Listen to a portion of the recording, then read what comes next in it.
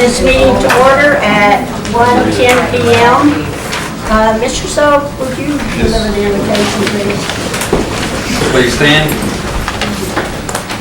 Dear Heavenly Father, creator of all things, we thank you for this beautiful day you've given us today, Lord. We just thank you for the many blessings you've given us and our people. We just thank you for the leadership we have here today, Lord. Just be with us as council members as we review the business of the Cherokee people. Just be with our people, Lord. Help them to have peace of mind and joy in their hearts, Lord. In Jesus' name, amen. Thank you. Roll call. Dave Fraley. Here. Bill Anglin. Here. Bill John Baker. Here. Jack Baker. Harley Buzzer. Here. Julia Coates. Bradley Cobb. Joe Crittenden. Here. Jody Fishinghop. Here. Janelle Fulbright. Here. Don Garvin. Joe Hoskin Jr. Here. Tina Glory Jordan. Present. Curtis Snell. Here. Chris Soap. Here. David Thornton. Kara Cowan Watts. On it. We do have a quorum. We have a quorum. We have a full house today. Thanks everybody for coming. We do appreciate you being here. And I might take just a few moments, if you don't mind, introducing yourself, starting back in the corner back there. Way back there. We can't hear you. We can't hear you. Yeah. Cynthia Burleson. Nancy Reinhardt. Jerry Schnall. Christina Carroll. Mike Miller. Teddy Snell. Carrie Adair. Christina DuBois. Sandra Pally. Lindsay Crable Company. Thomas Jordan. Jamie Custard. Sarah Hill. Cheryl Hamby. Emma Edgar. Jack Crittenden. Susanna Scott. Robert Garcia. Phyllis Lake. Dick Blake. Russell Patrick. Raymond Van. Good afternoon, everyone. Paula Ragsdale, Government Relations. Lynn Adair. Kaylin Free. Jim Hummingbird. Sharon Swebston. Karen Black. Linda Crittenden. Jim Reed. Dana Jim. Susan Wade. Dwayne Smoot.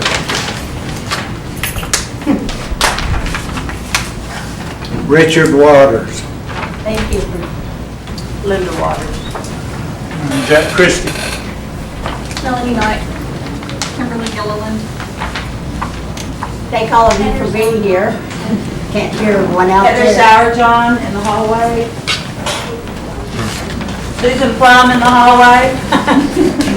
Marshall Wright in the hallway. Gina Elia, no, she got married. Gina Elia. Caught in love. Lee Keener. Thank you. Okay, the next order of business is approval of the June 30 regular session minutes. I'm sorry, Madam Speaker, and Vicki Handy. Okay, thank you, Paula. Approval of the June 30 regular session minutes. Second. Moved in second. Any discussion on the minutes as written? All in favor, signify by saying aye. Aye. All opposed, same sign. Okay, minutes stand approved as written. Ms. Caldelat? Madam Speaker, thank you. I'd like to amend the agenda to bring the nominations forward to the first of the meeting so that folks can go about their business day, and then also amend the agenda to consider the election law amendments for the upcoming election for chief. Okay, we have a motion to amend the agenda to move the nominations forward before reports, is that right, Ms. Caldelat? Yes, Madam Speaker. Before reports, and then election law as new business item 7. All minds clear? And Councilman England seconded. Okay, any discussion on Roll call. amending the agenda? I request a roll Any discussion call. on amending the agenda? Okay, roll call for amending the agenda. Julia Coates. Yes. Bradley Cobb. Yes. Joe Crittenden. No. Jody Fishinghop. No. Meredith Fraley. Yes. Janelle Fulbright, Yes. Don Garvin, Yes. Chuck Hoskin Jr., No. Tina Glory Jordan, No. Chris Soap, Yes. Curtis Snell, No. David Thornton, Kara Cowan Watts, Yes. Beulah England, Yes. Bill John Baker, No. Jack Baker, Yes. Carly Buzzard. Yes.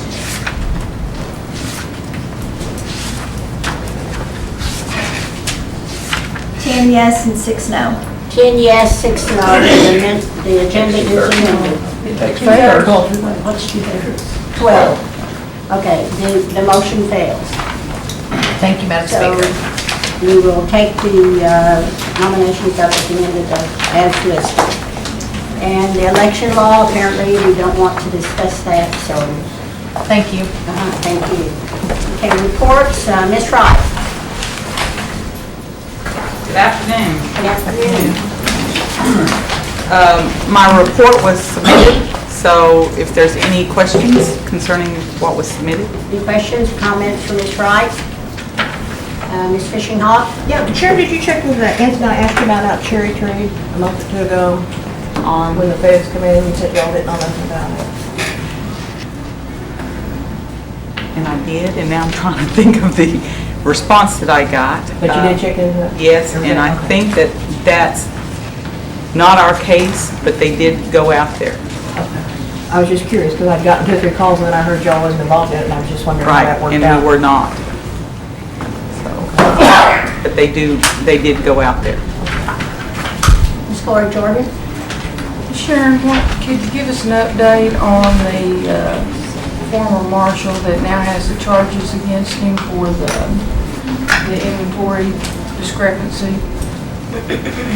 Okay, and he was not a marshal, he was a security officer. And Is security under your watch? it too? is, but he was a security officer. And I think he's awaiting sentencing, And his is that sentencing hearing. federal court? Yes, in federal court in the Eastern District. Has he pled already? Mhm. And did we ever get or achieve a valid inventory of what properties we have, guns and evidence, and who did that inventory? Okay. The evidence inventory of the total inventory was done when BIA was here with us, and they assisted with that process. Now, the audit of it and getting it where it should be and all of those things, my officers did that themselves. We've had BIA come in and audit us every couple of months to make sure that we've done everything that they've asked us to do, and that we've proceeded the way they said, and we've got it where it's supposed to be, and then we're doing self-audits. So we have met that criteria from the BIA, and they've given us an exemplary report on our evidence. On our supply, we did that with internal evaluation. They helped us with that process, and we found that there were some processes that needed to be implemented tribally, and they are working with all of those. So all of that accountability has been completed. So we have had a change in policies that Correct. hopefully will prohibit this from happening again? Correct. And we are doing self-audits, and then we've also put ourselves on an annual audit by evaluation and compliance. So they will annually audit us. And was there a cost associated with getting these inventories done?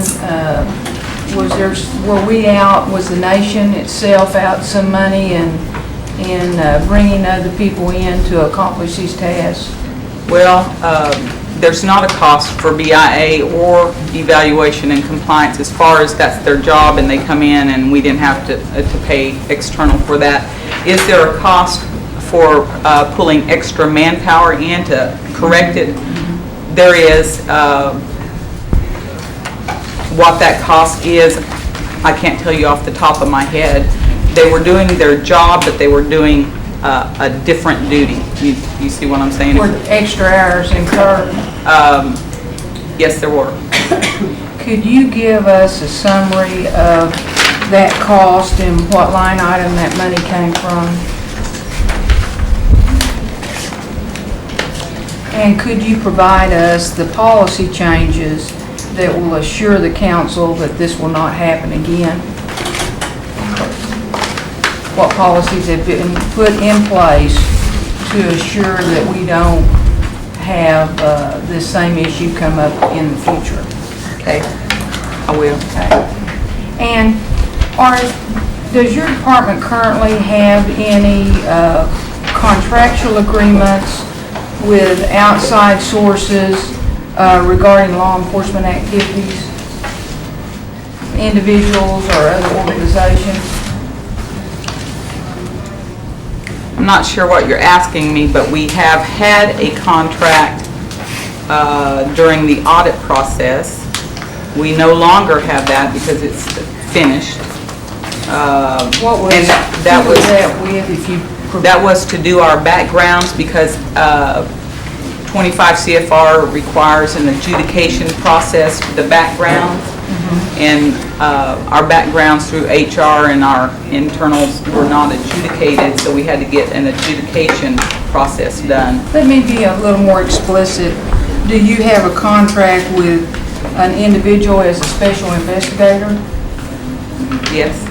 And is that an ongoing contract? And I guess I have had this conversation before where I've said contract and it's an employee agreement. I have an employee agreement. And is that an ongoing agreement? Yes. And what is I'm trying to grasp for my constituents this extra cost and its justification. What is our reasoning for hiring a special investigator when you have a staff of, is it 30 law enforcement marshals? There are some times that you don't want a person investigating directly the people that they're peers with. And there are some special investigations that we've had associated with backgrounds, casinos, those kinds of things. So those individuals, there's more than one, those individuals take on those assignments that would be maybe a conflict or take extra expertise to do. So are you telling this body that there is enough work to justify an ongoing contract with an individual for special duties that you might assign to that person regarding these activities you just described? Correct. And they do not, they work as assignment. It's not like they're here every day working. They work per assignment. And do we have an hourly rate on that contract? We do, and I thought that HR had supplied that at some point to this body. And do you happen to know what that is? I do, because that's a HR employment agreement. It wouldn't be proper to I'm not asking for the individual's name. I'm just asking on that particular agreement, what is that hourly rate? I don't want Well, I the have name. more than one individual. So you have several individuals on such agreements? I have two. So we now need two people to do those duties that you've just described on a regular basis? And like I said, they're per assignment. And how long are those contracts for? 2 years. And And when I do believe, those, like I said, I believe that this body has a copy of those. Because Of the we supplied them. Of the employee agreement. Or Of the- that you have the ability to go to HR and see those. Because I I have would like talked to to see a HR. copy of and it. they I've said- not seen a copy of it. Okay. Well, I know that they're Write out in the HR. name, I don't want the name, but I would like to see the contractual agreement so I can see the dates that it runs from to the dates that it ends and what the amounts are and what the duties are. And like I I've said, not I been do know provided with those that. are on file in HR, and Michael Botello is the HR director. He should be able to work with you on seeing those. So you cannot give that to us? I would have to check, but I believe not, because that's a personnel document that would HR... What's the difference between an employee agreement and a contract? Apparently, the contract would have went through, and it's held differently through the contract services, and this is an employment agreement, and I would have to talk, honestly, I would have to talk with Michael and find out those exact foundations of how you do one to the other, because I don't have that legal basis. And Embry, can you answer that question for Ms. Wright? An employee contract vis-a-vis or an employee agreement vis-a-vis a contract. A contract is normally for goods and services or for conduct to be performed in a one-time instance. An employee agreement is one that carries on for a specific amount of time and has job functions. It is someone that is not a quote-unquote employee of the tribe carrying the same constitutional protections that normal employees have.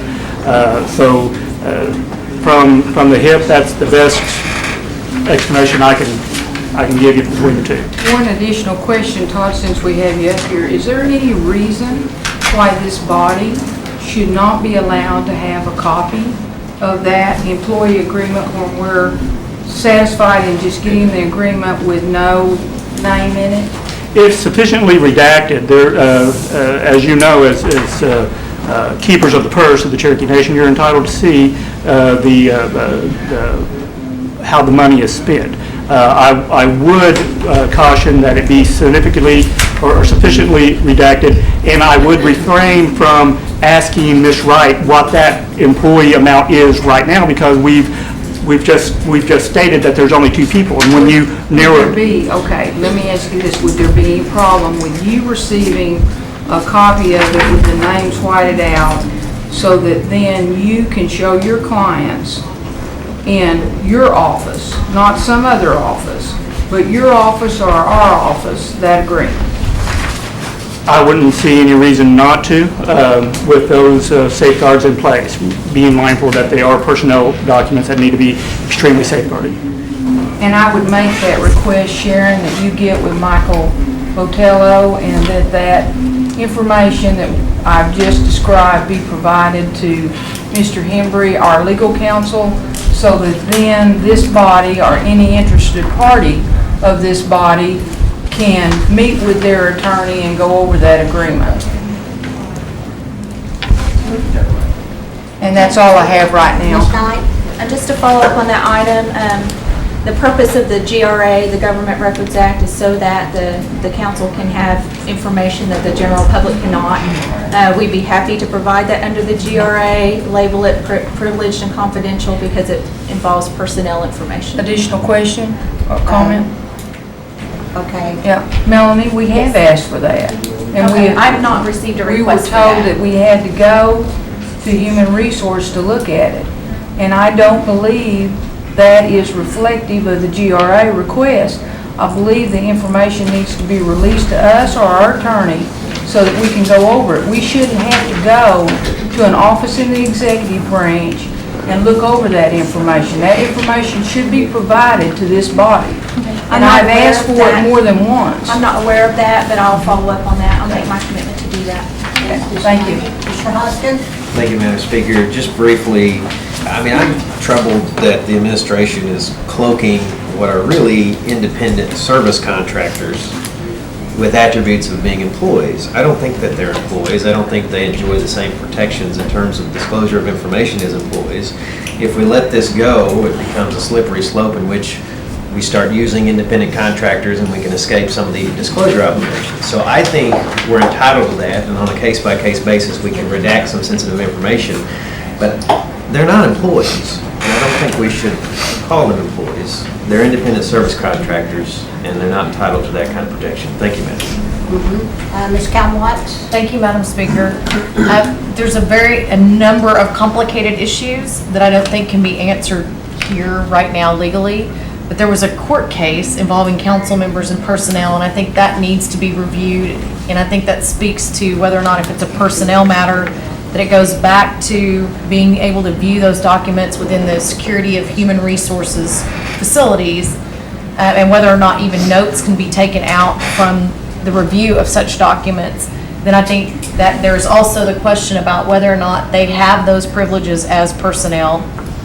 But if they don't have privileges as of personnel, I would hope we notify them about what's about to happen with their personal information potentially.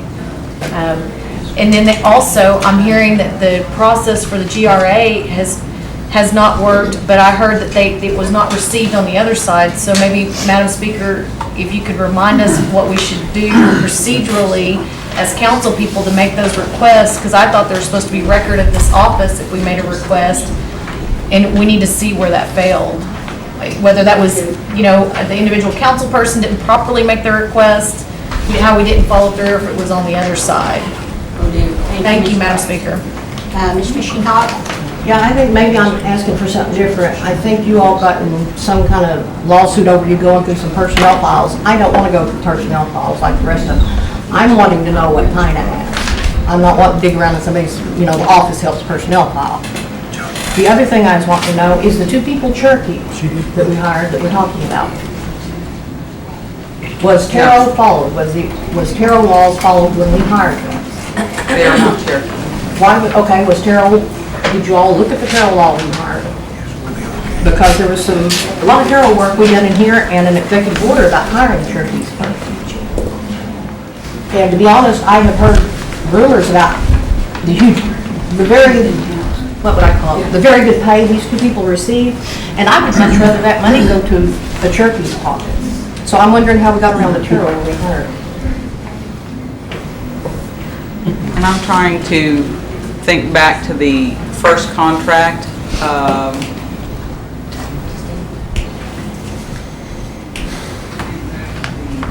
Which has been in effect and renewed since my position, but in effect prior to my position. And I can't honestly answer there.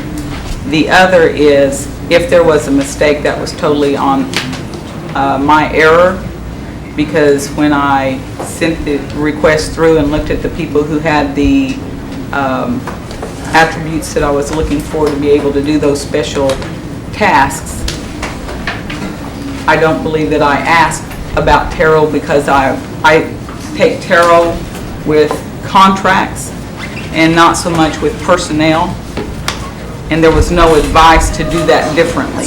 Do you see what I'm saying? So if there was an error, that would have been mine, because I did not see it on the contract side of doing things. I saw it on the personnel side. I just look at Terrell in general and hiring in general, and I think we need to be hiring Cherokees. I think that's what this council said, and I think that's what the executive order said, that we need to look at Cherokees first, folks. That's what we're here for. We're the Cherokees, not the non-Cherokees. Thank you. Any other questions for Ms. Wright? Thanks, Sharon. You're welcome. Okay, Ms. Hammonds has been on vacation a couple of weeks. Ms. Works, are you here to report? Yes, good afternoon. I know y'all have the report, and I'm just here to answer any questions you may have. Any questions from Ms. Works? Ms. Fishing Hawk? Yeah, I had asked her last time about the number 2 pencil being used, and I asked her to clear that up, and I asked her by email again the other day, and I still haven't got anything in paper, how we could ignore our own law, and not from the Supreme Court, but from the Attorney General's office. Could she please write something to that fact, that it says use permanent ink, and we did not follow that? And if somebody does not follow that, whose responsibility is it to take action, sanctions, whatever, against whomever or whatever group, commission, or entity? And she's not giving that to me, and I'm really surprised she's not here today, considering what's going on in the nation right now. The other thing is, I want her to address the same thing about notaries, signatures, or lacking a notary or lacking a signature. Thank you. I'll refer that to her. Thank you. Any other questions or comments? Thanks for being here, Susan. Election Commission, is anyone here from the Election Commission? Okay, moving on down to Tax Commission, Ms. Webster.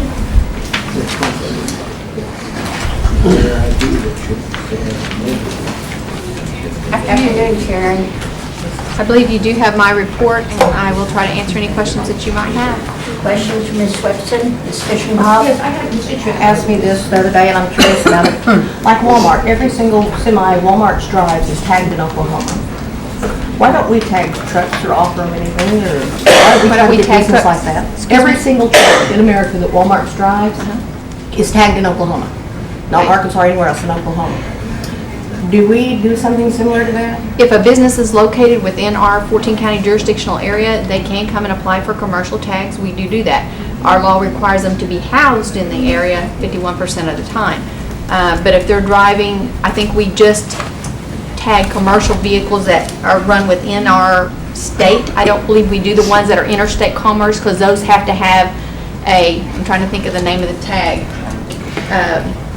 It's a different type of tag they have to have, because you have to go to all the different states that tag operates in to get that.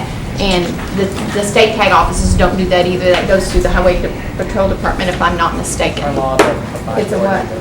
We don't have the law. We don't have the law for that, but I can't remember what that's called off the top of my Could you head. look at that? but I'm that's kind of fine. curious, because Sure. when one of them asked me about that, they said, Jody, why don't you all look at that, the money? Yeah, or and if it different goes things?" through different states, if their vehicles go through all the other states and stuff, that would be why we do not. The state of Oklahoma doesn't either. Like I said, I think that goes through the Highway Patrol Department to do that. But I will check on it for you. Thank you. Any other questions or comments? Thanks for being here, Sharon. Thank you. Ms. Handy, Self-Governance. Is Vicki out there? She is. Here she is. There she is. Good afternoon, Vicki. Good afternoon. I believe you have my report. The only update that I have is that for the month of July, the beginning of July, we completed the Recovery Act reports, and the nation is in full compliance on Recovery Act still. So if you have any questions, I'd be glad to answer those. Questions for Ms. Handy? Vicki, do you have an update on the contract support cost, where that stands right now for, in particular, the Cherokee Nation? As far as the distributions, we just received, I want to say it was last week or maybe the week before, that we received the second distribution, and those are moving along, being distributed out to all the tribes. Keep in mind that I believe it was June the 3rd or first part of June that IHS had received from OMB the apportionment, and so all of the agencies within the month of June, July are getting out their final disbursements. So that's pretty much in line with the final disbursements for other funding as well. Let's move along then. Any other questions for Ms. Handy? Thank you for being here, Vicki. Someone from the Gaming Commission here? Hi, Ms. Gaming Madam Commissioner. Speaker, Jamie Hummingbird is testifying before Congress today, and we're very pleased that he's doing that, but I'd be happy to take back any questions you might have for the commission. Any questions for the Gaming Commissioner? Thank you, Melanie. Mr. Hembry, codification. To be perfectly honest, Madam Chairperson, I've been preoccupied with other activities over the last several weeks, so therefore I've not been able to dedicate any time to codification. Hopefully next month we will have a report. I do know that the West people have called. I need to call them back, but Mr. Morton and I will stay on it. That's great. Mr. Inlow? Caught out there somewhere. There he is. Sorry, there's a 10-second delay.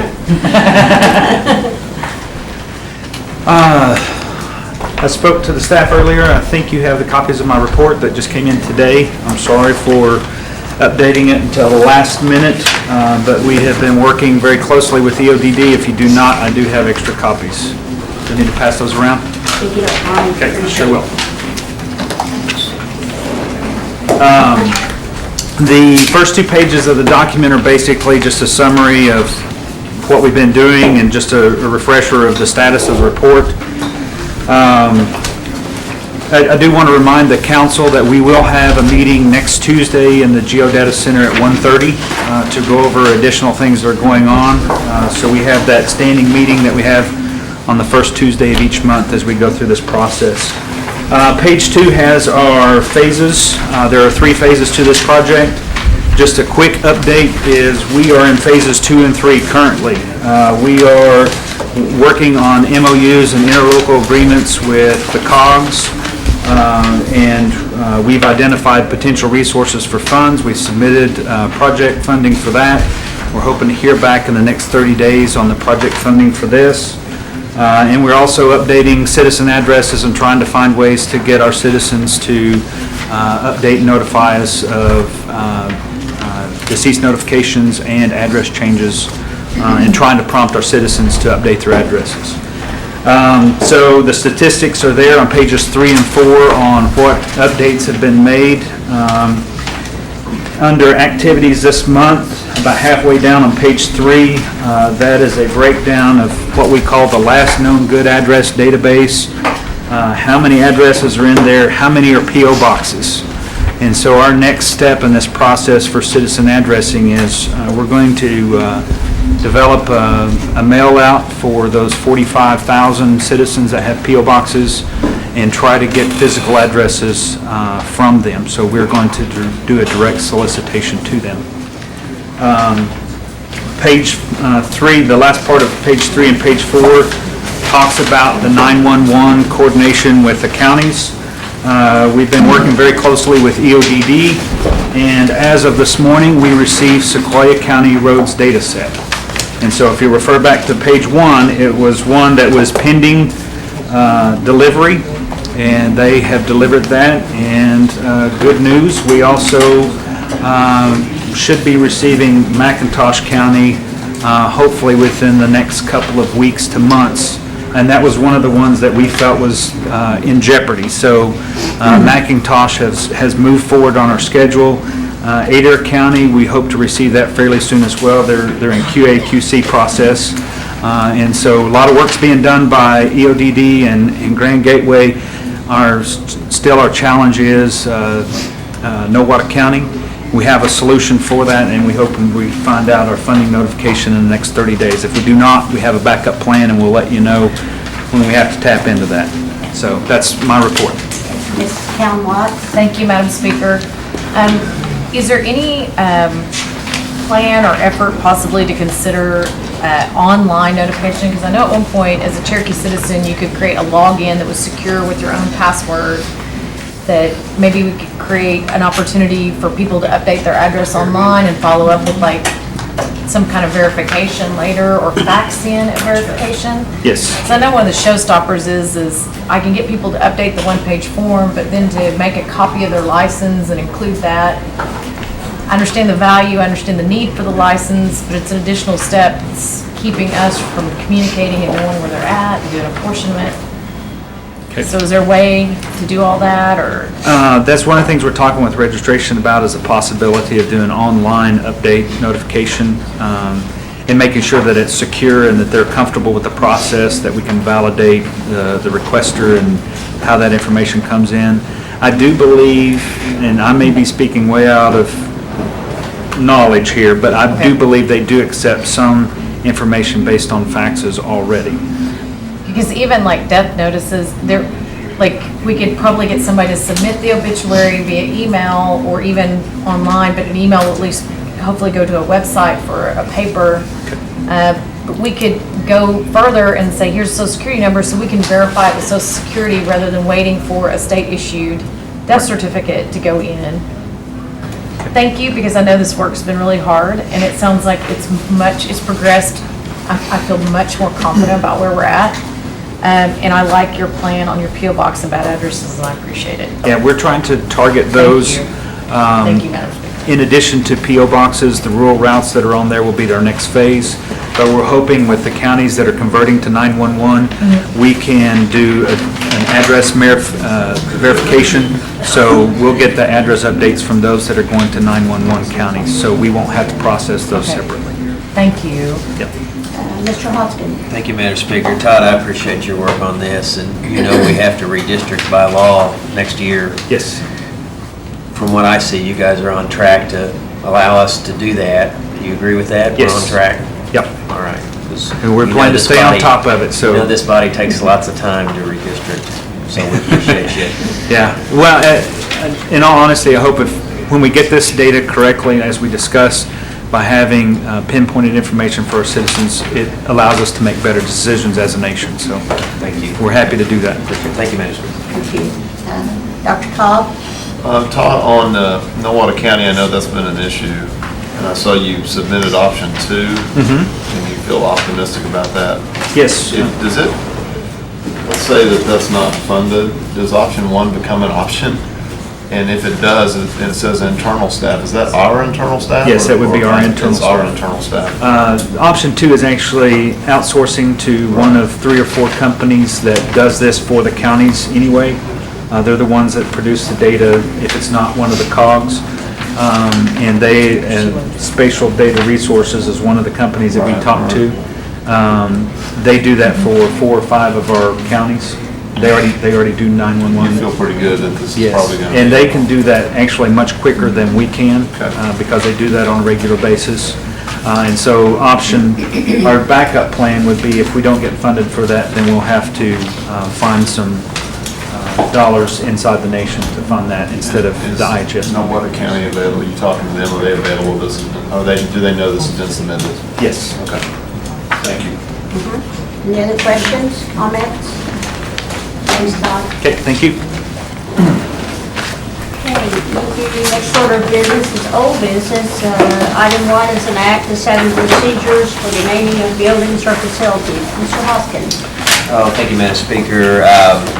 Paula sent me this morning a policy from the administration. I don't think, there may be a hard copy in my box over there, but I didn't read it.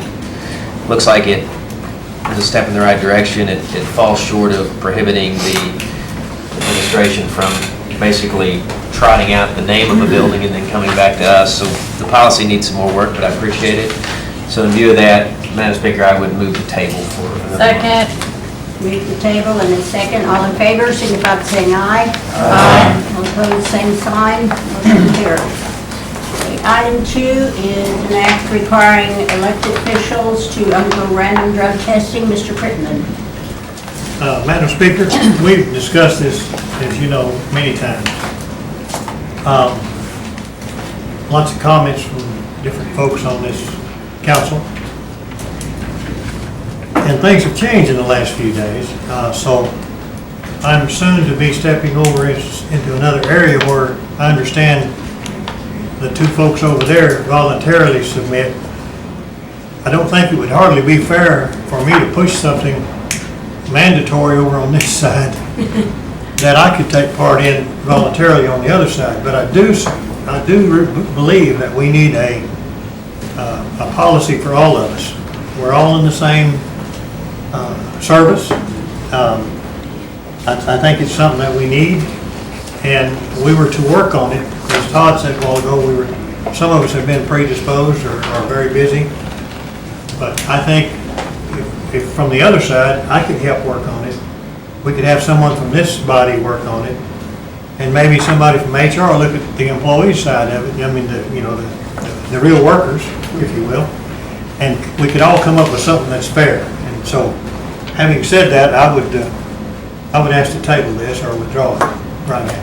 Have a motion to table. Second. Moved in second. All in favor, signify by... Point of order. I wasn't clear on the motion, Madam Speaker. Yeah, Was I it to wasn't withdraw? either. To table or to withdraw? Item I just assume, Withdraw? yes. Oh, okay, did you say withdraw? I'm sorry. I'm sorry, I stuttered. That's fine. Okay, item 3 is an act requiring drug tests for Cherokee Nation employees to be based on warranted reasonable suspicion. Ms. Coates? I have always believed that this is a matter of policy rather than a matter to be legislated. My act was in response to Mr. Crittenden's act. Since it has been withdrawn, I will follow suit and withdraw mine as well, and we can get back to where we were, and the administration can develop policy, and we can develop policy for ourselves, and we'll all be good. So, item 3, withdraw. I withdraw. Thank you. Okay, next order of business is new business. Item 1 is a resolution affirming the renomination of Jim Hummingbird as Commissioner of the Tax Commission. Ms. Knight. Thank you, Madam Speaker. Principal Chief is pleased to renominate Mr. Hummingbird to the Tax Commission. He's been serving there for quite some time. He is also here today. I think all of you know him. He is Cherokee. He lives within our jurisdiction, and we'd be pleased for him to continue to serve there. Move for approval. Second. Moved and seconded. Mr. Hummingbird, do you want to say a few words before we call for final vote? I'm back again. Thanks for being here. All in favor, signify by saying aye. Aye. All opposed, same sign. Motion carries. Okay, item 2 is confirms the nomination of John Gritz as a member of the Cherokee Nation Foundation. Ms. Knight. Thank you, Madam Speaker. The Principal Chief would like to nominate Mr. Gritz to the Cherokee Nation Foundation. This is formerly the Cherokee Nation Education Corporation, if you all are familiar with the former name. Kimberly Gilliland is here to give a little synopsis of Mr. Gritz's background and what he would bring to the foundation. He is also available by phone today if you have any questions of him. He does not live here in the 14 counties, so. Okay. Do you want to come forward, Kimberly? Thank you, Madam Speaker. John Gritz is currently the Management and Program Analyst for the Small Under-Resourced Schools Division of the Federal Student Aid Department of the U.S. Department of Education. It's a big title. He specializes, he actually leads as the lead person for tribal colleges and does FAFSA training and funding for all tribal entities throughout the United States. He has currently been working with Greg Simmons at the College Resource Center, as well as my staff, and getting our staff up to speed on the changes in financial aid law. He will be, if appointed to the board, he'll be a crucial component in the development of our student loan programs. Move to approve. Second. A motion to approve in a second. Any discussion? Yes. Just a question. Kimberly, how many people does this board currently have? We currently have 8. And how many people is the board set up for? We can have 11. Okay. All right. Thank you. Any other questions? A motion to approve. All in favor, signify by saying aye. Aye. All opposed, same sign. Motion carries. Item 3 is a nomination of Kimberly Teehee as a member of the Cherokee Nation Foundation. I understand she was unable to be here also, and That's right, Madam Speaker, but I have some additional news. The White House has not given final clearance on this according to their rules, so I would recommend that you table until next month. Make a motion, we table. Second. moved in second. All in favor, signify by saying aye. Aye. All opposed, same sign. Motion carries. It's tabled. Item 4 is the resolution confirming the appointment of Sharon Wright as Marshal of the Cherokee Nation. Yes, Ms. Knight. Thank you, Madam Speaker. This term of 5 years for our marshal, the first one under our new Constitution of 2006, expired in June of this year. And the Principal Chief respectfully renominates Sharon Wright to the post of marshal. She is here today. You've already spoken with her in committee, and she'd be happy to answer any questions you might have of her, as I would. So, thank you. I make a motion to be approved. Second. Moved in second. Discussion. Mr. Hoskins. Thank you, Madam Speaker. Madam Secretary, this is also on the special council meeting agenda, correct? For That's August correct. the 5th. Isn't it true if we do nothing, suppose we were to table this, Ms. Wright would continue in service as Marshal of the Cherokee Nation, correct? The AG has opined that the appointed positions under our Constitution fall under the same holdover as the justices. Okay, so if we do nothing, Ms. Wright remains Marshal of the Cherokee Nation. If we don't do it at the special meeting, she remains Marshal of the Cherokee Nation. I mean, it seems to me there's no public policy reason to consider this right now. There's a political reason to consider it right now. The Chief of the Cherokee Nation has one more opportunity to sign legislation before he leaves office by operation of the Constitution on August the 14th. What's the public policy reason that we need to handle this right now? Madam Speaker? There are a couple of policy reasons. One is this appointment is rightfully the principal chief's to make. The expiration occurred during his term. It occurred just prior to him running for re-election the last time in 2007. He appointed the marshal first. In 2006, he ran for office in 2007. He may not have been elected in 2007. I've been reviewing the Constitutional Convention notes, and it was clearly contemplated in the Constitutional Convention that it may be appointed by one chief and serving under an additional chief at some point in the future. In fact, that's the reason the term is 5-year terms as opposed to 4-year terms. So I think there are a couple of policy issues here that need to be addressed. And the primary one is this appointment probably should have already been submitted prior to the expiration of her term in June. And so it falls under this chief's term and is rightfully his to appoint. So we respectfully submit the appointment. I appreciate that. What I'm hearing is that the policy reason is that it's within the chief's authority to do that, and I'm not quarreling with that. He has a legal right to do it. The question is it right to do it? I haven't talked to the chief in a while about what he thinks his chances are of re-election. I suspect he likes his chances. If we do nothing and the chief wins re-election, we can take care of this after that, isn't it? I mean, that's plain, is it not? Well, I would submit that it is his responsibility to do so. If it becomes vacant, it's his responsibility to submit a renomination. But in fact, it hasn't become vacant, and it won't become vacant. That won't happen. The term expired. But I appreciate that, but Ms. Wright will be held over. There is no chance that the Cherokee Nation will lose a marshal. There is no chance this position will be vacant. If the chief of the Cherokee Nation, the incumbent, retains that position, he can sign something that says Ms. Wright, if it passes this body, is the marshal. The only risk in us not acting right now, Madam Speaker, is if the chief loses the election. If he loses the election, he won't have that opportunity. It seems to me pushing this to a special council meeting, which is what we're really talking about here. We're not talking about really what this committee's doing. We're talking about what's going to happen at the special council meeting. That's a meeting, Madam Speaker, that is only called in extraordinary circumstances. That's what the Constitution says. That's not me talking.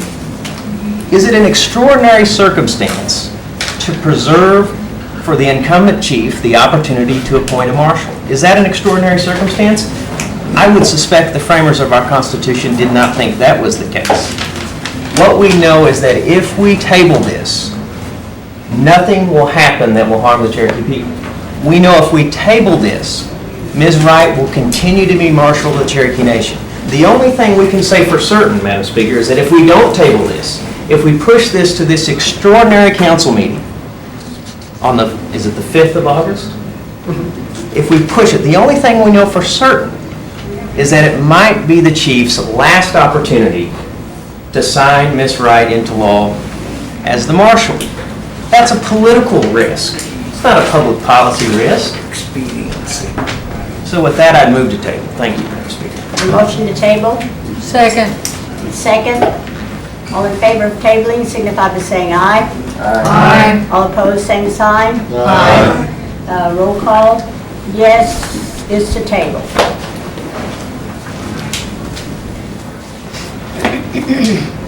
Brad Cobb, No. Joe Crittenden, Yes. Jody Fishinghot, Yes. Meredith Fraley, No. Janelle Fulbright, no. Don Garvin, No. Chuck Hoskin Jr., Yes. Hannah Gloria Jordan, Yes. Chris Soap, No. Curtis Snell, Yes. David Thornton, No. Kara Callan Watts, No. Bill England, No. Bill John Baker, Yes. Jack Baker, No. Harley Buzzard, No. Julia Coates. No.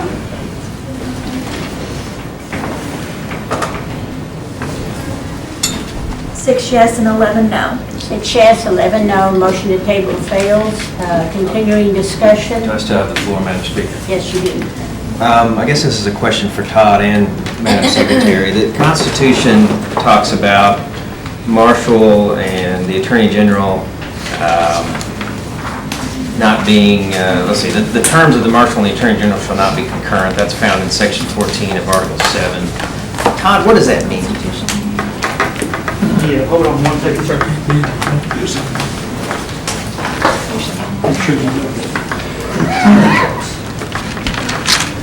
What is the article in section, please, sir? Article 7, Section 15, Section 14, rather, the terms of the Marshal and the Attorney General shall not be concurrent. What that, and this is, again, I don't wear a black robe, but I will give you my opinion as an attorney and as a delegate of the Constitutional Convention. What, in my opinion, it meant is that they would not be at they would not be at the same time, that there would be overlap between the terms of the principal chief and the terms of the Attorney General and the Marshal. There'd be some overlap. Overlap between the Marshal and the Attorney General's term? My opinion was that it's overlap between the Marshal's term and the principal chief's term. It's been a long time since 1999, but that was my opinion. There was considerable debate at the Constitutional Convention about that, and I guess I would submit that it means something a bit different, that it means actually those two terms should not coincide. And I would defer to the record. Again, I have a good memory, but not that good a memory. I mean, shouldn't we get an opinion from the Attorney General to figure out what this means? Because I know from reading the resolutions that the Marshal's term and the Attorney General's term are offset by a month. I suspect that was intentional, so that they wouldn't technically be concurrent. I guess I would ask Madam Secretary if she could speak to that. I don't know if I can say definitively that month, that was the purpose of the month. It would seem reasonable to interpret it that way, but I don't recall discussions at the time, and I'd have to research that. Because if they're not supposed to be concurrent, and if concurrent means they can't be right together, they've got to be staggered in some form or fashion, I doubt the framers meant a month was enough. They didn't say that. I suppose they could have. But I'm just wondering, is there a constitutional issue here with appointing these just a month apart? Or have we gotten around that provision by staggering them this way? And I guess what I would submit is that this needs more study, and that an issue of this gravity probably shouldn't be pushed through in one meeting and rushed to a special council meeting, because it's not an extraordinary circumstance. Madam Speaker, I'd just offer that if that were the case, then we should have talked about that 5 years ago, technically, because that's when we first made these appointments, 1 month apart, in order for them not to be concurrent. Apart from the fact that I wasn't here 5 years ago, I don't think it matters if we're talking about a constitutional issue. I mean, shouldn't we get it right even if we do it 5 years late? I mean, shouldn't the administration just take this moment and pause, recognizing that what you're asking us to do is rush to an extraordinary meeting of the council so that these can be pushed through? Doesn't this give you another reason to pause and say, perhaps we need to study this a bit more so we don't run afoul of the Constitution? If they're not concurrent, then they don't run afoul of the Constitution, is my belief, sir.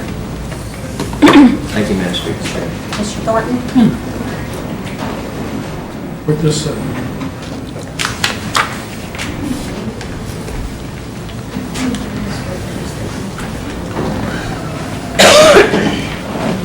appreciate the time. In my opinion, I think our lawyer's right. I would follow what he has to say. I think that's what we had him hired for. Also, I don't really like the do-nothing phrase. I think that's been what's hurt this council in the past. I think that this council is our duty to bring this forward and do it. I don't think it's the duty of the next council to do this. I believe this falls in this year, 2011, July. That's the way I believe. I don't think this should be left undone. Just like I said, it needs to be the duty of this council to do that, not the duty of the incoming council. As far as this is concerned, the way I look at this is the council can do this and they can take it away after the next election. We don't know who's going to be elected as far as the chief's concerned. We know the deputy chief is elected. So I think this needs to be done. It needs to be done now. I don't think it needs to be done September and with the new council coming in, and that's just my feeling. As far as the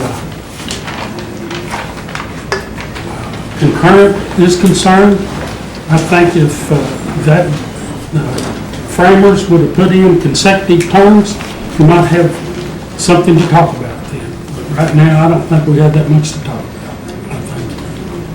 Thank you. Ms. Calvin Watts. Thank you, Madam Speaker. I think that, Madam Secretary, you were speaking directly to it, that those terms have concluded,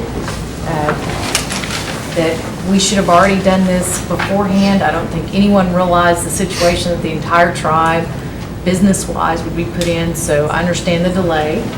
But if it was truly that this should have been appointed in the next round of folks, then we would have done something different, and that term wouldn't have ended prior to even today.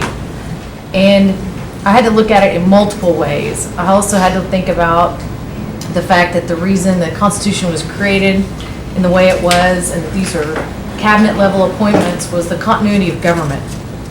And especially during the trying times some people feel like we're in and have created some of the situations they have, I think more important than ever, an attorney general and a marshal who's familiar with what's going on and create continuity during this time is critical, because law enforcement and order in our government is the first thing that we have to have in order to create trust and integrity around what's going on and the circumstances of what happened, and really the perception of what may or may not have happened. So those two, I mean, I think there's reasons, there's other people that are up, but those weren't brought up. So I had to say to myself, why would we just bring these two forward? And it's for fundamental control of government, in the essence that there is a government of the people with two Cherokees and families that rely on those incomes needing to be in place, that already know what they're doing, so that these ongoing issues that threaten our basic fundamental sovereignty, such as the issue of our citizenship and a lot of other things, those need to be in place. And again, if we had really intended for these to be some sort of political appointee in a true sense, then those terms, we would have thought about that before, and those terms would have expired in that time period. But they haven't, and I'm ready to vote on this today. Thank you, Madam Speaker. Thank you. Mr. Hoskin? Thank you, Madam Speaker. You know, with all due respect to my colleague from Rogers County, we're not talking about unseating incumbent appointees. We're talking about whether this is an extraordinary circumstance that requires us to go to a special council meeting to preserve their appointments. No one has disagreed with me, because no one can, because it's the plain truth, that nothing will happen if we do nothing.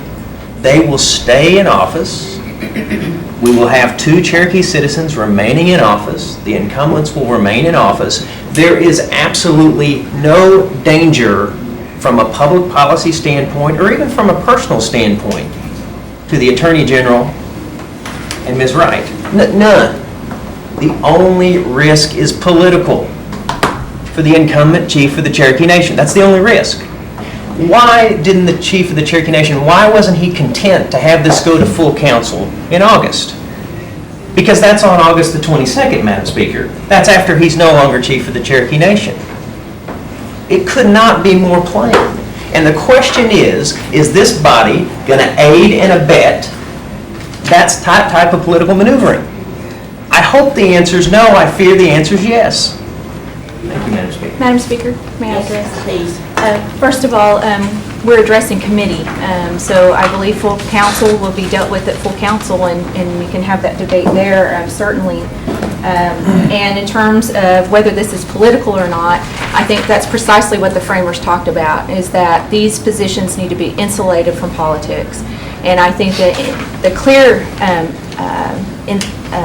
deliberate discussion that was held there is that they were intended to remain and survive after an election, that they would not be subject to the whims of an election.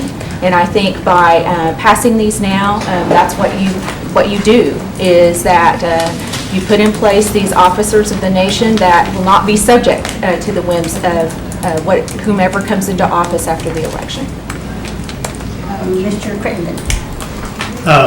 Just to address what she just said about removing politics from the appointments. There's a 5-year term and a 4-year term. We're on a interim or acting situation right now. As I understand it, the terms ended in June, if I'm right. And as Chuck said, we're not talking about unseating anybody or sending anybody home.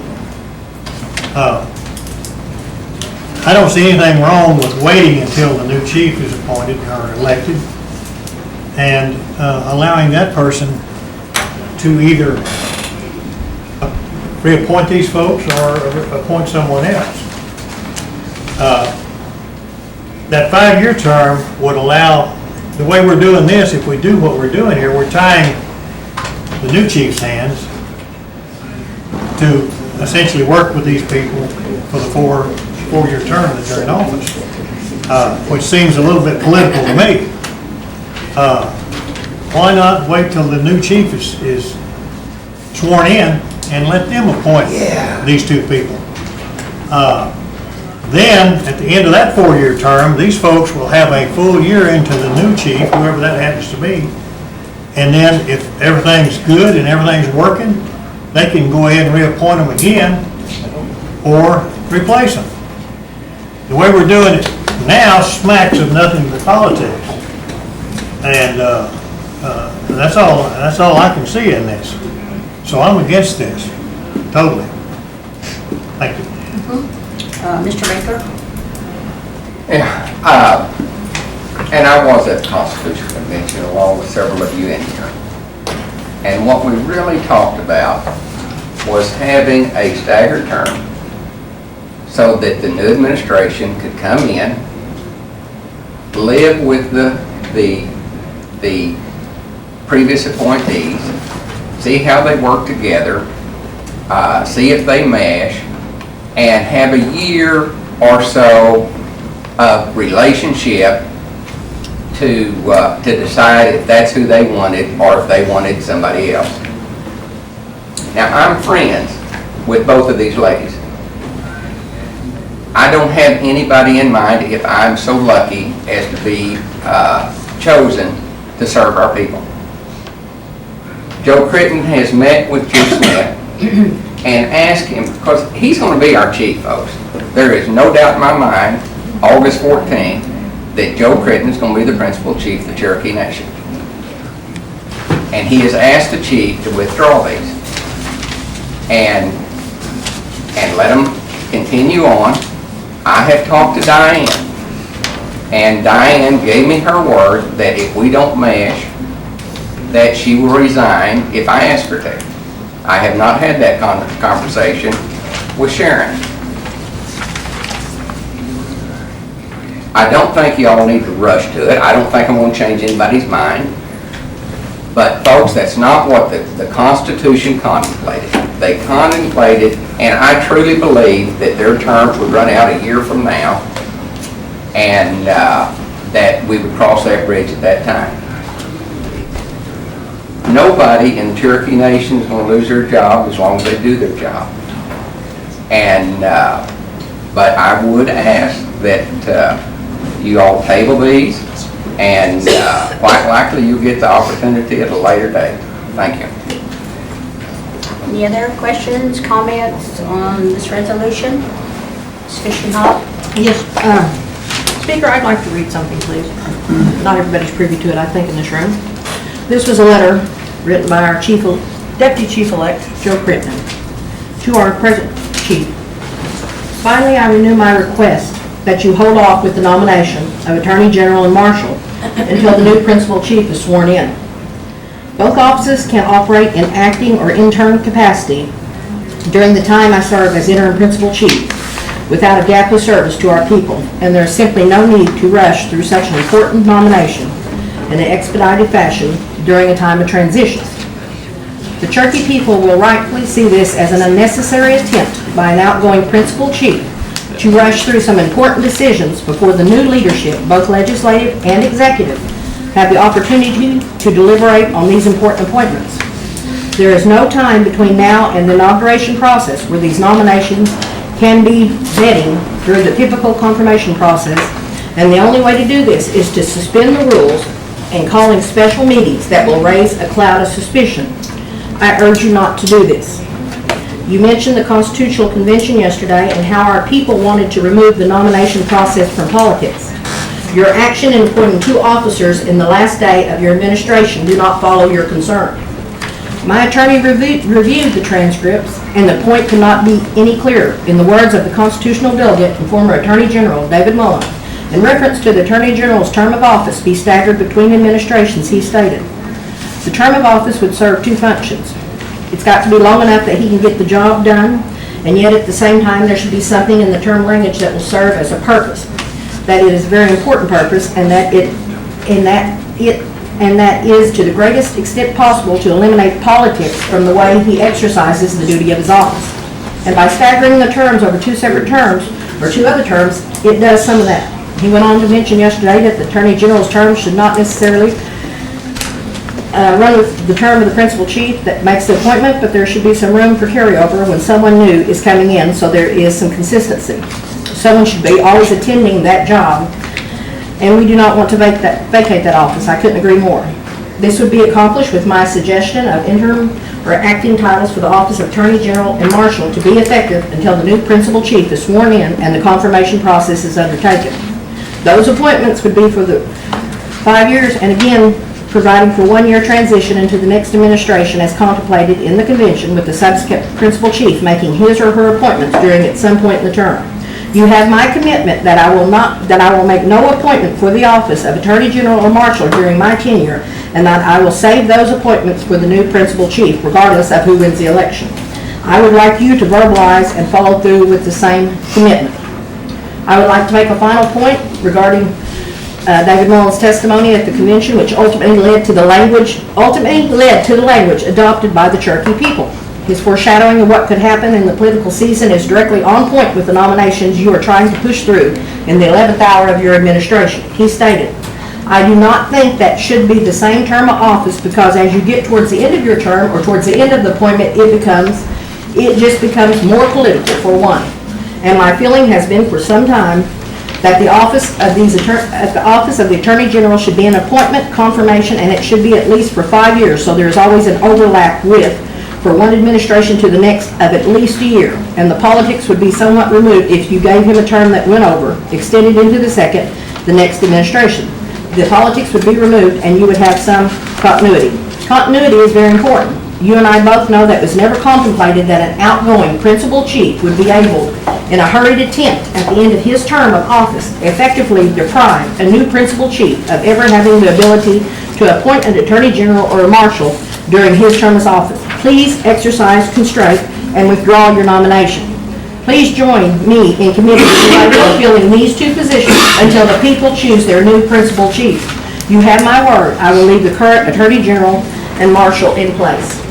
Michelle, I'll give you a copy of it. I think our Deputy Chief-elect was very considerate and was very much a statesman and a gentleman when he wrote this letter. And I would hope the outgoing chief would be a statesman and a gentleman and listen to it. Thank you. Ms. Coates?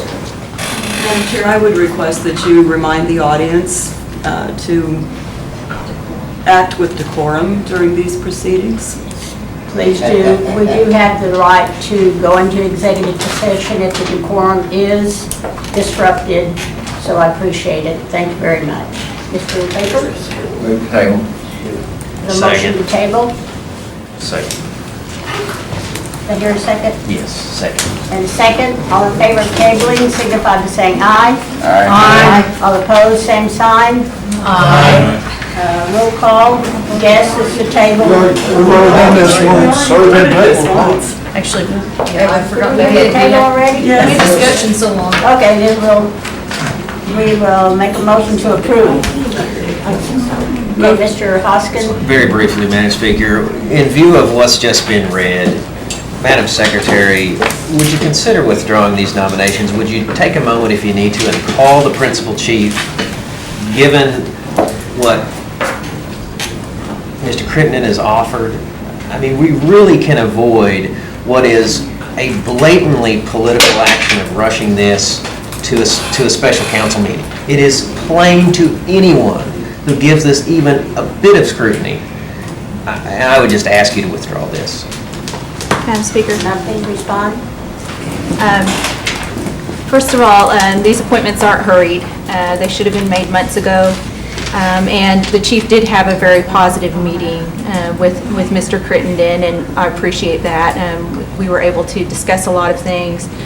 In his letter, Mr. Mullins' quote that provides, some context for this, that it needs to overlap with more than one term of office, we completely agree with. And that's precisely why the chief feels so strongly that these appointments need to be made now, so that it does extend over into another term of office. And so respectfully, we decline to withdraw and ask that you consider these nominations. Thank you. Ms. Gloria Jordan? Yes, Melanie, am I to understand you have discussed this with Chief Smith, and he does not want to withdraw these nominations in the face of the fact that it looks like a political move on his part? Madam Speaker. Oh, Madam Speaker, Speaker. I'm sorry, I was writing someone's name. We did have a brief conversation after Mr. Crittenden left yesterday, because that was one of his requests of the chief. And for the reasons that I've previously outlined, it is his responsibility. They've expired within his term. They're intended to overlap into another administration, and he feels strongly he needs to uphold his responsibility to appoint these positions. So that's my answer. So the message I'm receiving is that when our constituents are concerned about this being a political appointment, you're saying Chief Smith does not care what the thoughts of the people are. Actually, Madam Speaker, if I may address, the chief doesn't see this as political at all. Particularly, he sees it as anti-political, that you're depoliticizing these two roles by appointing them now and allowing them to be safe from any political backlash, no matter what, whether the chief is reelected or not, after this election occurs. And I think he holds to those principles. Now, people may disagree with him.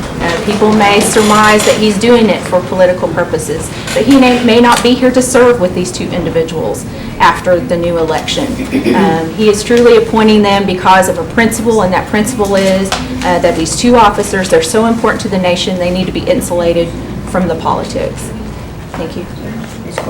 And I'm to understand that it was so important that they be appointed, but we didn't bring them up the end of May. We didn't bring them up the end of June when their appointments were up, but we're bringing them up in July just before we had the election for the chief's position. Is that correct? And I cannot say why the delay. Certainly, these should have been appointed before their expiration in terms of office. I cannot explain that, other than that it should have been done, and it is important. But when these positions are appointed, their terms will begin when they expired, They will continue to be staggered, and they will continue to be staggered with the principal chief's term in office. And I know I'm not going to change anyone's mind. I won't be voting for this.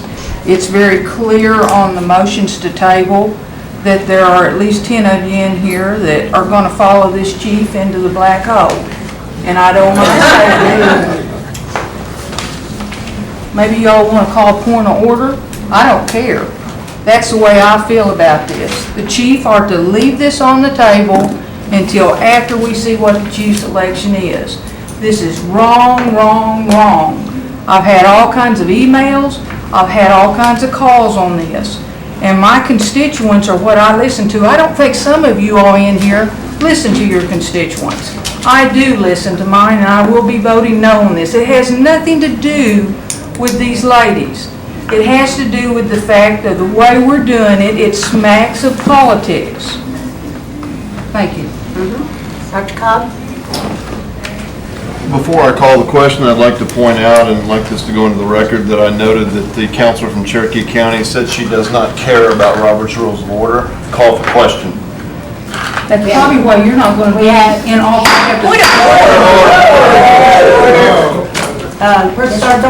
Before we call the question, Mrs. Thornton has the floor.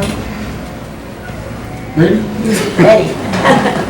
And that's exactly what I was going to do, but I was going to remind you all that we went over this same thing here this morning, probably over subject, at least 2 to 3 times. And I think everybody's got their mind set. And I want to remind everybody that setting up this table, except for Shelley, we're all political. There isn't anything that goes on in this nation that isn't political, and don't think it isn't. I've got 2 phone calls about this. Both of them have been from Cherokee County, and that's what it is. It's political. I didn't know either one of them personally. None of them. But I call for the question, or I second the call, or what you need to do. Question's been called. All in favor of this appointment, signify by saying aye. Aye. All opposed, same sign. Aye. Yes is roll call, and yes is you in favor of the appointment. Chris Soap, Yes.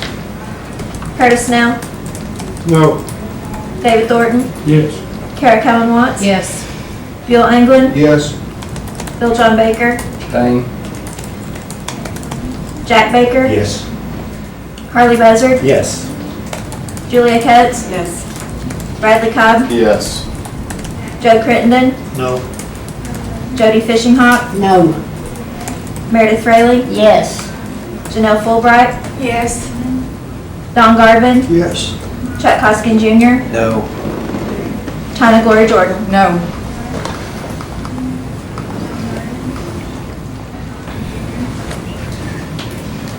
We have 11 yes, 5 no, and 1 abstention. 11 yes, 5 no, and 1 abstention. The motion to confirm this nomination stands, is approved. Okay, the next one is item 5, confirming an appointment of Andre Diane Hammond as Attorney General. Madam Chairman, Ms. Hammonds is available by phone. If it is the pleasure of the committee to dial her up and put her on speakerphone, I just wanted to make that point clear. Okay. Does anybody want her on the phone? Fishinghawk? Yeah, I would like to know from maybe her or from maybe Melanie, I'd really like to verify what Bill John said, that she said that, can Bill John elaborate on that? If he was to become elected chief and they didn't mesh, she would not stay? Well, let's get in discussion on, are you talking about Ms. Hammond? Yeah. Okay, I need a motion I make a motion to Second. approve. and a second now. Okay. Bill John? Mr. Baker? Hear it from her. Here. Okay. I'd like her to be called, please. Melanie, he's yielding to you. Oh, I thought we were calling Diane. No. Because I can't Oh, speak you're to a right. private Yeah, conversation can that you the call two her? of them had. Said she's available? Do we have a speakerphone? I do. Show your hand up. I Yeah, you Yeah, did. because I don't know how to. I can hear it, but that's good. Just 90 it out. just 90, you know, just so everybody. Okay, this vote. meeting. And then the green button dials. Just, yeah, the speaker.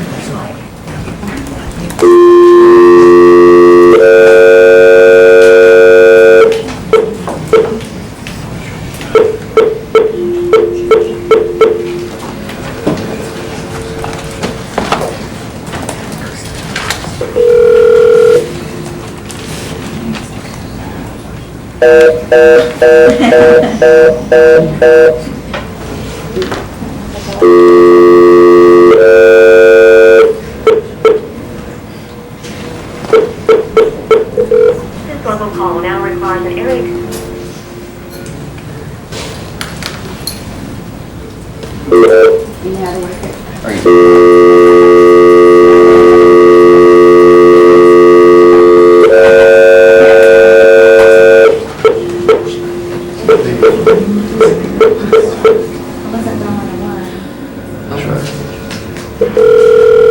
It won't be long distance.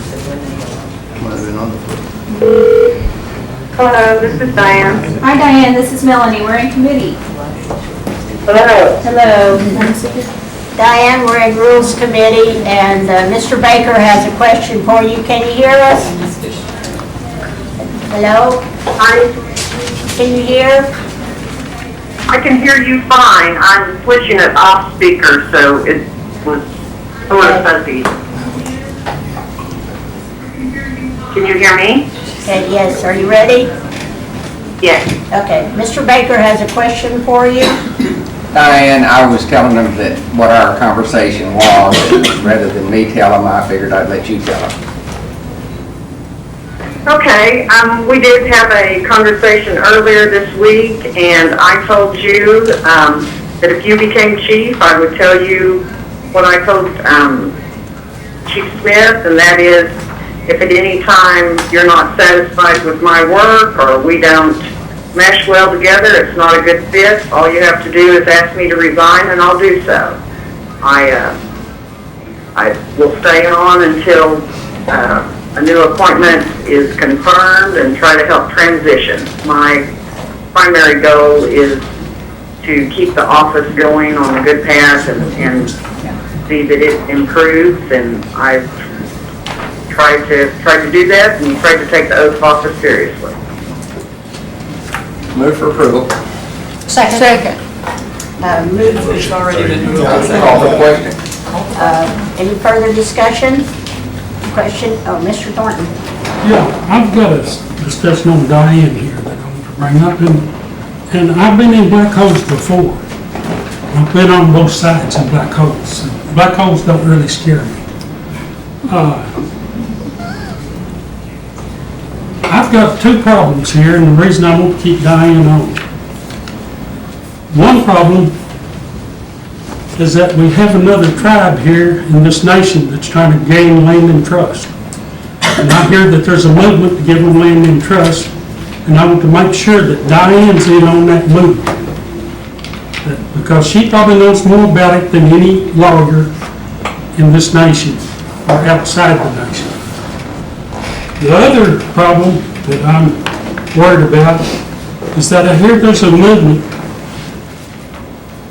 to give non-blood people a full citizenship of the Cherokees, by blood citizenship. And I want to make sure that she's in on that because I know she knows a lot about it. But those are two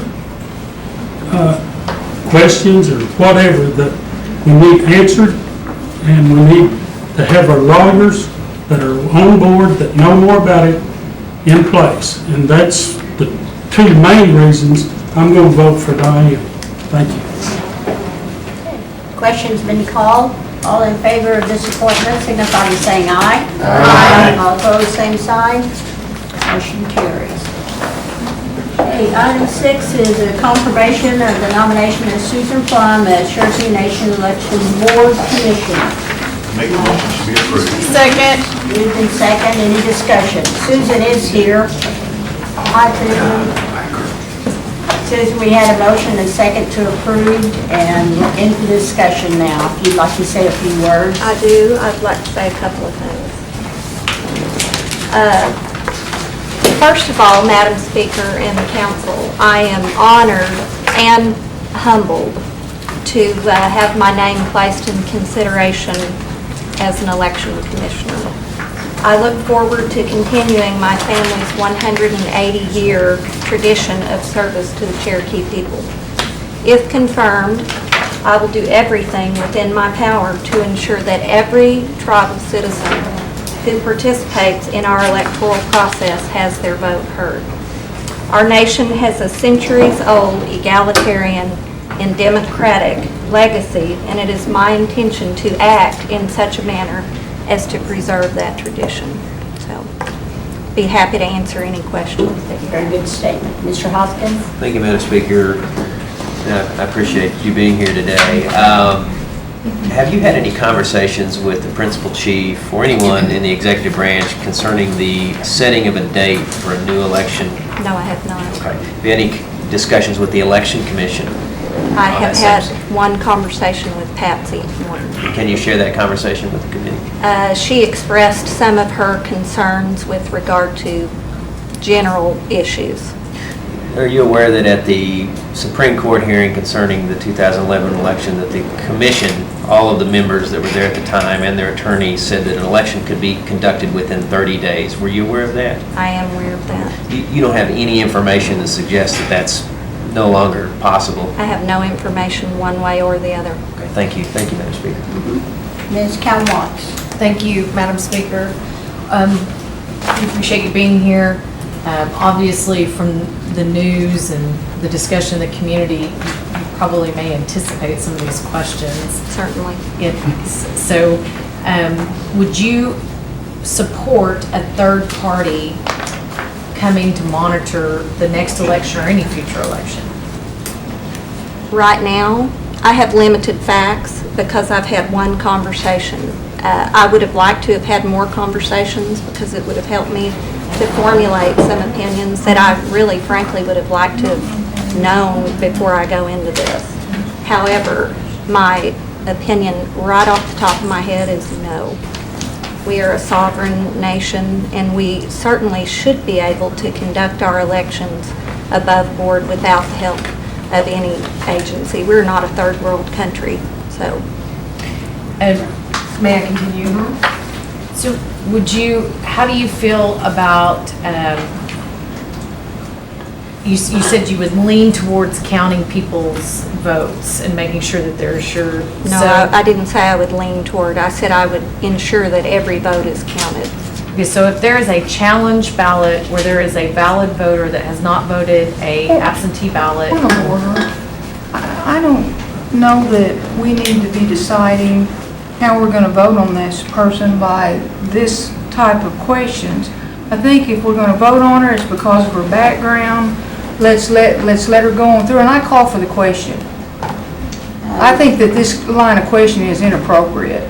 Are you asking how she's going to vote? What are you asking exactly? I'm asking for philosophical, how she feels about actual implementation, which she would be responsible for once we put her in office as an independent person. These are the things that my voters have asked that we consider in future election commissions and commissioners. She's not a judge, so we're not asking for her to put an opinion. She's an election commissioner. It's a different deal. These are not inappropriate, they are appropriate questions. I'll allow Ms. Plum. Thank you, Madam I Speaker. did call for the question, though. In the middle of my time. She has the floor. I would be reluctant to give specific opinions because I have not been on the inside of the situation. So, you know, I have a job during the day. I do have permission to have leave of absence from that job in order to get this done. However, I went to a small portion of the hearings, so I really don't have enough information to answer specific questions other than to say to you that I can assure you that I will have opinions and I will be happy to share them with the entire council. So I don't have them right now, but I can guarantee you that I will. Thank you, Madam Speaker. So you do, that was one of my other questions. I think I want to make sure, because one of the questions from my constituents was, how did people come through the process, and you didn't understand more about them, so I wanted to ask. and I hadn't had an opportunity to meet with you personally. So you do have adequate time to commit to it? Yes, I do. Should we get into another? Yes, I And then as a follow-up, so you're saying that if it was like the Carter Commission and the council or other folks, and, you know, as a government, we ask the Carter Commission to come in and provide a review report and monitor the election, that's not something you would? I think the commission and the council should work together to formulate an appropriate solution to that. It might be consultancy, it might be a completely independent third party. Thank you very much. Thank you, Madam Speaker. Call for the question. Mr. Hoskins? I withdraw, Madam Speaker, thank you. Mr. Thornton? Yes, I want you to understand, in my district, some people don't trust what's going on. And they want independent firm to come in and conduct elections. I want you to understand their feelings and my feelings is that there's too many people that have something to gain out of each person that's elected as far as the chief's concerned. There's too many people have something to gain, there's too many people have something to lose. And that could be all the way from the precincts, people that are working in the precincts, and people that are working right over here across the street in that office, in the election office. And my people strongly feel that there needs to be someone come in. But I just wanted you to know that. Thank you. Mr. Soul? Yeah, I've got a question, Madam Speaker. Ms. Plumley, the tribal council actually supported a resolution that indicated that we would appreciate if the election commission Do you want to make a would statement? bring forward third independent monitoring body. So if when you talk about working together, or you talk about Discussion. looking at both sides, if you know that, does that change your answer to the previous question? That this body actually asked for that to happen? And as a member of the election commission, would you consider that to be your duty to uphold the request of the tribal council or not? Well, the election commission is a constitutionally derived office. So they have no legal, they have no basis upon which to do anything other than consider what the council recommends. Right. But if you would have my commitment that it would certainly be considered. Okay, the question has been called. All in favor of this nomination signify by saying aye. Aye. All opposed, same sign. Motion carried. Thanks for being here, Susan. Thank you. Are there any announcements? Okay, I would entertain a motion to adjourn. Second. All in favor, signify by saying aye. Aye. We are adjourned.